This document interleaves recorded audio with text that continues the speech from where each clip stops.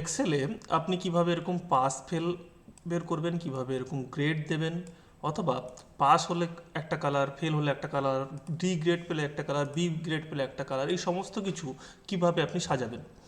তো আমি আপনাদেরকে প্রথম থেকে দেখাবো। প্রথমে আমি গ্রেড নেব।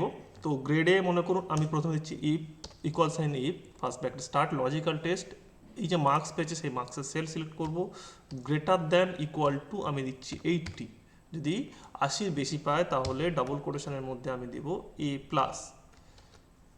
প্লাস, ওকে, ডবল কোটেশন ক্লোজ, এবার কমা দেবো। যদি 80 কম পায় তাহলে কী হবে, আবার লিখবো ইফ ফার্স্ট ব্র্যাকেট স্টার্ট, এরপর লিখবো, আবার সেলটাকে সিলেক্ট করছি এবং এখন আমি লিখব গ্রেটার দ্যান ইকুয়াল টু 60 বা 60, কমা দেব এবং ডবল কোটেশনের মধ্যে লিখব এ, ওকে। এরপর আমি কমা দিয়ে আবার লিখছি এফ, যদি 40-এর বেশি হয়, 30-এর বেশি, 30 বা 30-এর বেশি পায় তাহলে আমি দেব B.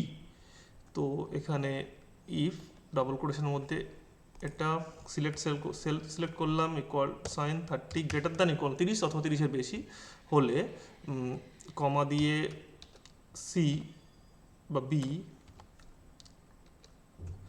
Double quotation close, comma দিয়ে, আর যদি 30-এর কম পায় তাহলে আমি ডবল কোটেশনের মধ্যে ডি দিয়ে দিচ্ছি, সি আর দিচ্ছি না, ডি। এবারে ব্র্যাকেট একটা, দুটো, তিনটে ব্র্যাকেট দিয়ে এন্টার প্রেস করছি, দেখুন এখানে ডি চলে এসেছে।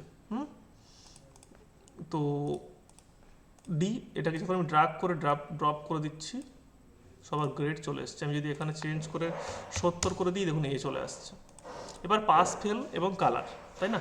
তো পাস ফেলের ক্ষেত্রে খুব সহজ, ইকুয়াল সাইন ইফ, যদি ফার্স্ট প্যারাগ্রাফ স্টার্ট এটা গ্রেটার দেন অর ইকুয়াল, মানে 30-এর থেকে বেশি অথবা 30 যদি হয়, কমা দিয়ে ডবল কোটেশনের মধ্যে pass, double quotation close, comma দিয়ে ডবল কোটেশনের মধ্যে, যদি কন্ডিশন ফুলফিল না হয় তাহলে failed, FAILED, failed, double quotation close, first bracket close, pass,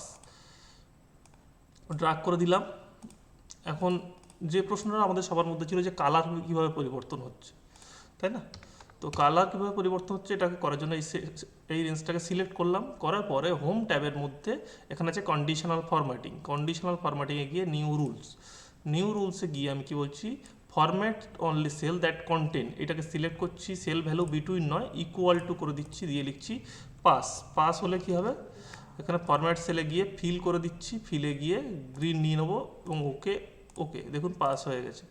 আবার সিলেক্ট করব এবং কন্ডিশনাল ফরম্যাটিংয়ে গিয়ে নিউ রুলে যাব, গিয়ে এখানে format only cells that click করে cells value equal to select করে ফেল্ড, FAILED, বানান বা স্পেলিং ঠিকঠাক লিখবেন, এটাকে আমি রেড করে দিচ্ছি, ওকে করছি, সাবমিট করব, দেখুন রেড হয়ে গেল।